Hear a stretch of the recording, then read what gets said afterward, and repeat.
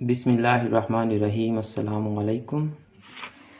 अच्छा, तो आज का हमारा जो अकाउंटिंग का लेक्चर है जी, वो आईकॉम पार्ट 1 वालों के लिए भी है और आईकॉम पार्ट 2 वालों के लिए भी है। मुस्तफ़ा, आपको मैंने कहा था कि जी मैं आपको एडजस्टमेंट्स करवाऊंगा, तो आज का जो हमारा टॉपिक है वो आपका अकाउंटिंग का भी टॉपिक है पार्ट 1 के लिए। ठीक है जी? Okay sir. तो जी सर। एडजस्टमेंट्स पार्ट 1 में कहाँ कहाँ यूज़ होती हैं? आईकॉम पार्ट 1 में ये जो हमने अभी अकाउंटिंग इक्वेशन की थी, अकाउंटिंग इक्वेशन में यूज़ होती हैं जी। फिर जर्नल एंट्रीज़ में भी आती हैं, फिर ये फाइनल अकाउंट में यूज़ होती हैं। इसी तरह अगर हम आईकॉम पार्ट 2 की बात करें तो आपकी एडजस्टमेंट जो हैं वो सिंगल एंट्री सिस्टम में यूज़ होती हैं, नॉन ट्रेडिंग में यूज़ होती हैं। तो इसी तरह हर वो क्वेश्चन जिसमें आपको जो है वो एक्सपेंसेस या इनकम्स को मैचिंग कॉन्सेप्ट के तहत रिकॉर्ड करना होता है, वहाँ आपकी एडजस्टमेंट्स काम आएंगी जी। तो 4 बड़ी कॉमन एडजस्टमेंट्स हैं, वो बहुत ही अहम हैं। जितने भी स्टूडेंट्स अकाउंटिंग के हैं, वो जिस लेवल पर भी अकाउंटिंग पढ़ रहे हैं, उन तमाम के लिए आज की एडजस्टमेंट्स बहुत अहम हैं जी। जो हमारी सबसे पहली एडजस्टमेंट है, that is outstanding expenses. Outstanding expenses, अब इनको हम कहते हैं एक्सपेंसेस पेएबल। इनको हम क्या कहते हैं जी?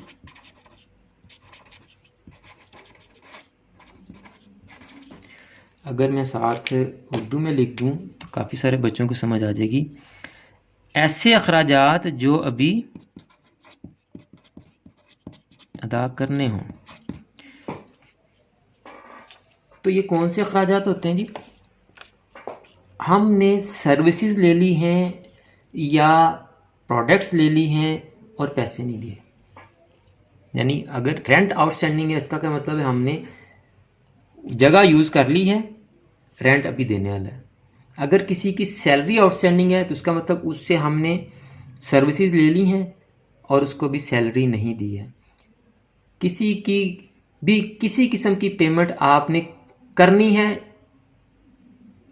क्यों करनी है? आपने उससे कोई ना कोई बेनिफिट लिया होगा। यानी बेनिफिट ले लें और पैसे ना दें तो ये आपके आउटस्टैंडिंग एक्सपेंसेस होंगे जी। ठीक है, जो भी अदा करने हैं। तो इनके जो 2 इफ़ेक्ट यहाँ इस चैप्टर में होंगे हमारे इनकम एंड एक्सपेंडिचर अकाउंट में, वो क्या होंगे जी? इनकम एंड एक्सपेंडिचर अकाउंट में ये ऐड हो जाएंगे। अगर पार्ट 1 वाले हैं, फाइनल अकाउंट वाले हैं, तो प्रॉफिट एंड लॉस अकाउंट में ऐड हो जाएंगे। यहाँ इनकम एंड एक्सपेंडिचर अकाउंट है। और बैलेंस शीट में ये हमारे लायबिलिटी साइड पर लिखे जाएंगे कि ये ऐसे अखराजात हैं, ऐसे खर्चे हैं जो भी हमने अदा करने हैं, एक्सपेंसेस अभी हमने पे करने हैं। बिल्कुल उसी तरह जिस तरह अकाउंट पेबल होता है जी। अकाउंट्स पेबल किधर जाते हैं? लायबिलिटी होती है। बिल्स पेबल्स क्या होती हैं? लायबिलिटीज होती हैं। ठीक है, तो इसी तरह एक्सपेंसेस पेबल भी हमारी क्या है? लायबिलिटी है। अंडरस्टैंड जी? इसके बिल्कुल उलट, अपोजिट, जो आपकी दूसरी एडजस्टमेंट है, second adjustment, that is prepaid expenses.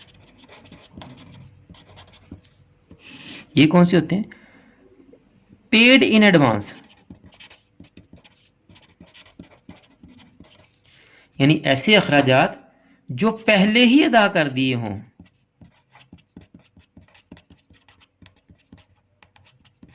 यानी एडवांस पेमेंट आप कर देते हैं, आपने बेनिफिट नहीं लिया और आप पेमेंट पहले ही कर रहे हैं, वो प्री पेड एक्सपेंसेस होते हैं। बड़ी जो है कॉमन एग्जांपल है आजकल के दौर में, तो आपके जो कनेक्शंस होते हैं ना, ये जो टेलीफोन के कनेक्शन होते हैं, जैसे सिम का आपका नंबर है, जिस भी सेलुलर कंपनी से आप सर्विसेज ले रहे हैं, वो 2 किस्म के आपको पैकेज ऑफर करते हैं। एक होता है प्री पेड, एक होता है पोस्ट पेड। प्रीपेड में क्या होता है कि आप पहले पैसे देते हैं, फिर आप अपने जो मिनट्स हैं या जो आपकी जो बैलेंस है उसको यूज़ करते हैं। जो ज़्यादातर लोग इसी को जो है वो प्रेफर करते हैं और इसी के तहत जो है वो अपने जो नंबर्स हैं उनको यूज़ करते हैं कि वो कार्ड ले लेते हैं या इजी लोड करवा लेते हैं या लोडिंग करवा लेते हैं अपने ऐप से या बैंक के अकाउंट से, किसी भी तरह से वो पहले बैलेंस करते हैं, बाद में पैकेज लगाते हैं या उसको यूटिलाइज करते हैं। दूसरा होता है पोस्ट पेड। पोस्ट पेड में क्या होता है कि आप पहले मिनट्स यूज़ करते रहते हैं और मंथ एंड पर आपको बिल आता है, आप उसकी पेमेंट करते हैं। तो प्रीपेड में हर बंदा तकरीबन ये काम कर रहा है, उसको पता नहीं है। हर दूसरे बंदे के पास मोबाइल है, वो पहले पैसे देता है, दुकानदार को पैसे देता है, दुकानदार उसको बैलेंस जो है वो ट्रांसफ़र कर देता है। अब वो कॉल करता है, उसका बैलेंस डिडक्ट हो जाता है, कॉल करता है, उसका बैलेंस डिडक्ट हो जाता है, कॉल करता है, उसका बैलेंस डिडक्ट हो जाता है। That is an example of prepaid expense कि उसने अपना जो बिलिंग एक्सपेंस है कॉल्स का उसने पहले ही अदा कर दिया, यूटिलाइज वो बाद में कर रहा है। ठीक है, तो प्रीपेड एक्सपेंसेस की आपकी जो ट्रीटमेंट होगी इनकम एंड एक्सपेंडिचर अकाउंट में, इससे ये लेस होंगे और बैलेंस शीट में ये आपके एसेट साइड पर जाएंगे क्योंकि आपके ये एसेट हैं, आप इनको यूज़ कर रहे हैं। बैलेंस शीट में ये एसेट साइड पर जाएंगे। ठीक है जी। एक क्वेश्चन मैंने आपसे पूछना है, मैं ये चारों करवा लूं। फिर है जी अनअर्न्ड इनकम। अनअर्न्ड इनकम या अनअर्न्ड रेवेन्यू, ये होगा आपके पास जी रिसीव्ड इन एडवांस।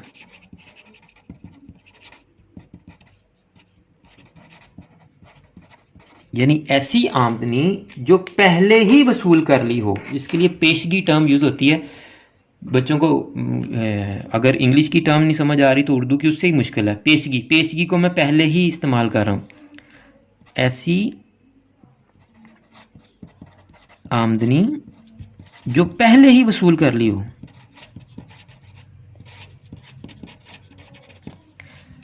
अब आमदनी आपकी कैसे होगी कि आपने किसी को कोई काम करके दिया है या कोई चीज़ दी है तो आप उससे पैसे ले सकते हैं। यानी आपने किसी को कोई बेनिफिट दिया और आप पैसे ले सकते हैं। लेकिन आप बेनिफिट दिए बगैर अगर पैसे ले लेते हैं तो फिर आपकी लायबिलिटी है, या तो उसके पैसे वापस करें या उसको वो सर्विस दें जिसके आपने उससे एडवांस पैसे लिए हैं। ठीक है, तो इसकी जो ट्रीटमेंट है वो क्या होगी जी? एक तो इनकम एंड एक्सपेंडिचर अकाउंट में से आप माइनस करेंगे क्योंकि आपने अर्न नहीं की, अनअर्न्ड है, कमाई नहीं है, पहले ही ले ली है, आपकी इनकम बनती नहीं है मैचिंग रूल के मुताबिक, माइनस कर देंगे।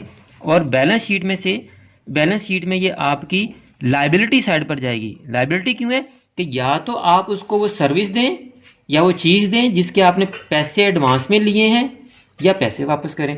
तो लायबिलिटी हर दो सूरत में है, या पैसे देंगे या सर्विस देंगे।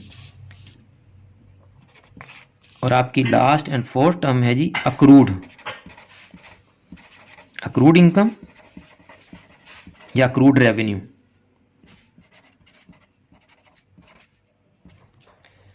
इसको हम कहते हैं जी रेवेन्यू रिसीवेबल या इनकम रिसीवेबल। दो यू डाले गए हैं। रेवेन्यू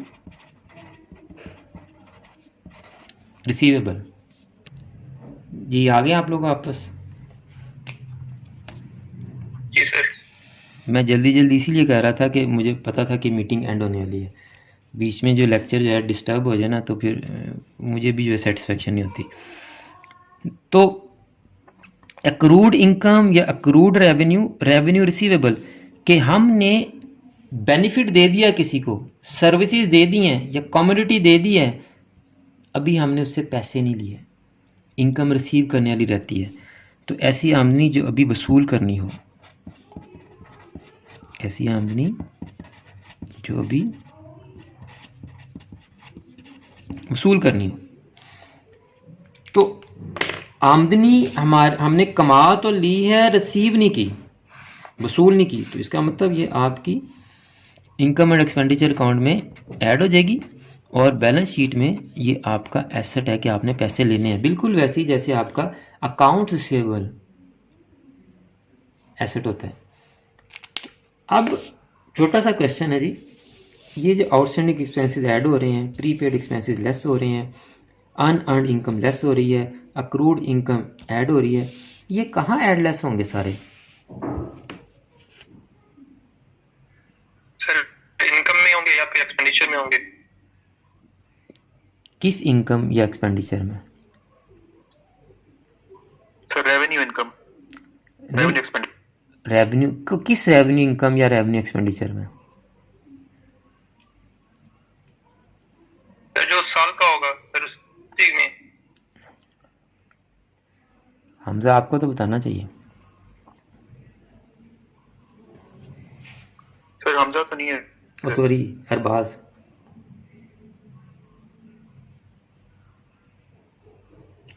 सर आपका सवाल ना मुझे कुछ समझ नहीं आया। ये आउटस्टैंडिंग एक्सपेंसेस हमने ऐड करने हैं, तो ये कहाँ ऐड करने हैं हमने? सर एक्सपेंसेस में किस एक्सपेंस में?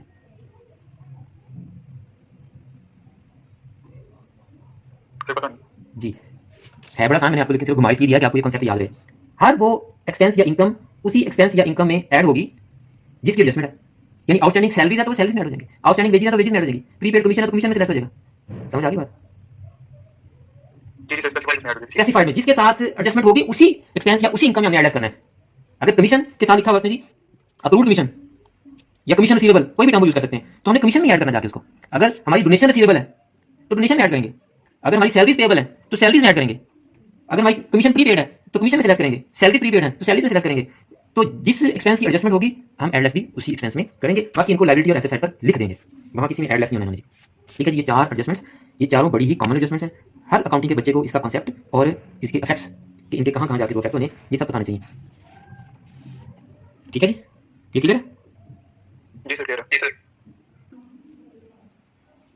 तो अब आप के वो तमाम क्वेश्चंस जिसमें ये एडजस्टमेंट्स आती हैं, आप उन क्वेश्चंस को अटेम्प्ट कर सकते हैं जी। ठीक है जी। अब वो टर्म जो है वो कोई भी यूज़ कर सकता है, यानी आउटस्टैंडिंग एक्सपेंसेस भी कह सकता है, एक्सपेंसेस पेबल भी कह सकता है। अभी पे करने वाले हैं तो मैंने जो कल आपको टर्म्स बताई थी ये भी यूज़ कर सकता है, still to be paid, not yet paid, still owing, arrears.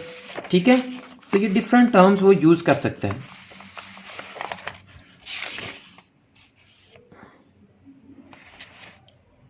देखें जी, ये आपने थर्ड प्रॉब्लम में आपको रीड कर देता हूँ, ये आपने करनी है।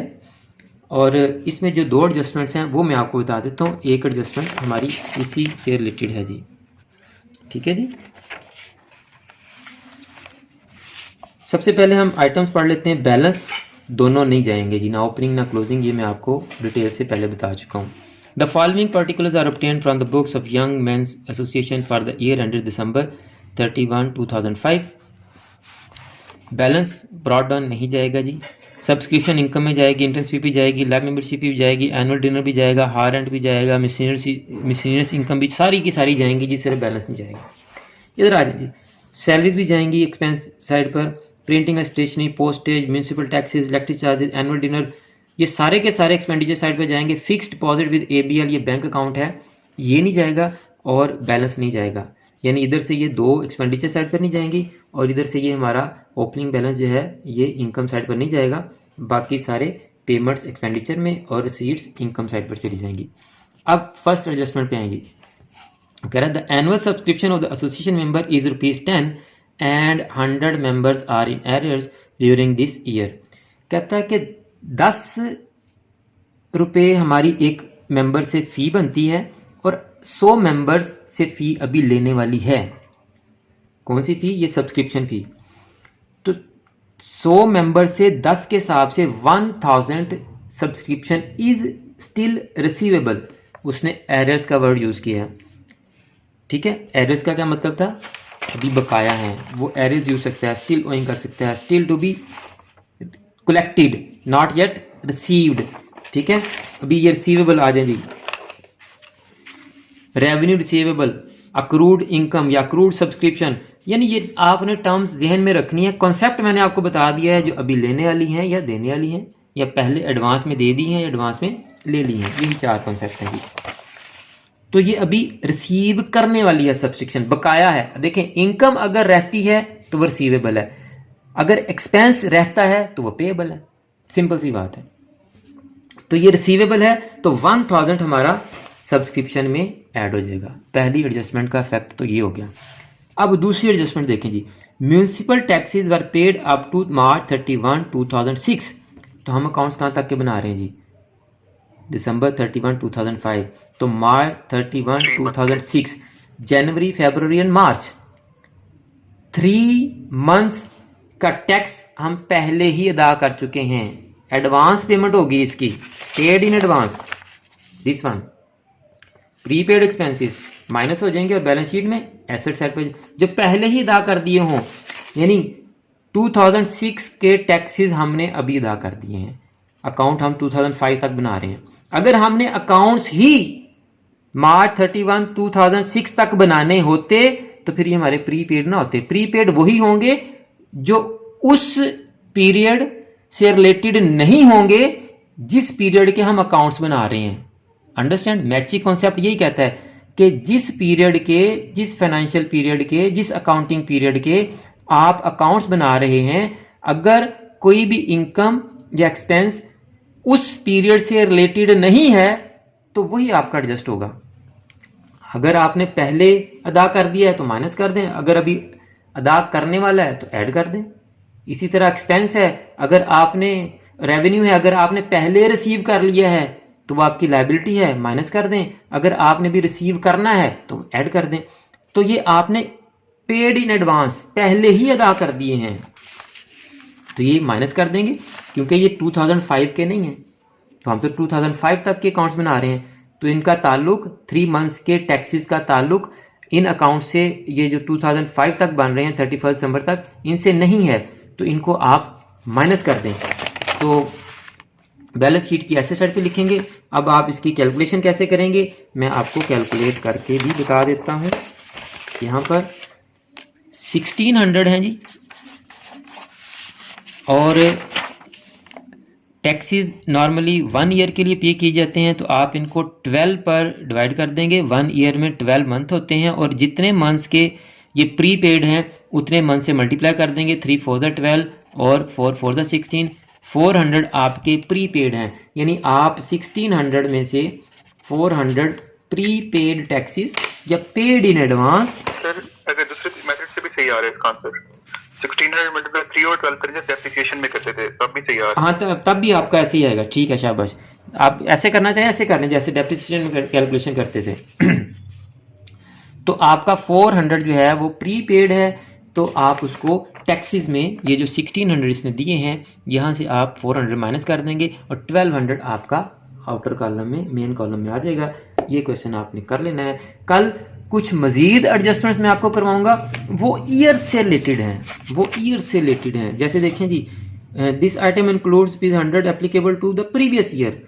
ठीक है, previous year, next year, previous year, जो अगले और पिछले साल की एडजस्टमेंट्स होंगी वो हम कैसे करेंगे, कल मैंने आपको वो करवानी है। तो ये आपका जो चैप्टर है ऑलमोस्ट 80% कंप्लीट हो जाएगा। फिर हमारी सिर्फ रह जाएगी बैलेंस शीट, उसको भी हम देख लेंगे कि हमने उसका क्या करना है जी। ठीक है, आपने ये प्रॉब्लम 3 करनी है जी। कुछ पूछना है तो आप पूछ लें जी।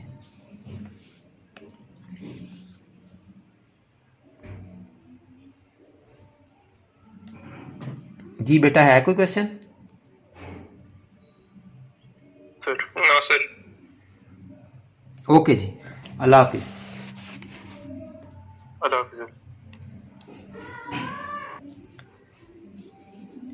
अगर आपने अभी तक हमारे YouTube चैनल को सब्सक्राइब नहीं किया या Facebook पेज को लाइक नहीं किया, तो आप YouTube चैनल को सब्सक्राइब कर लें, Facebook पेज को लाइक कर लें, क्योंकि जितने भी लेक्चर्स हो रहे हैं ऑनलाइन क्लासेस में, हम उन तमाम लेक्चर्स की वीडियोस YouTube चैनल पर भी अपलोड कर रहे हैं, Facebook पेज पर भी अपलोड कर रहे हैं।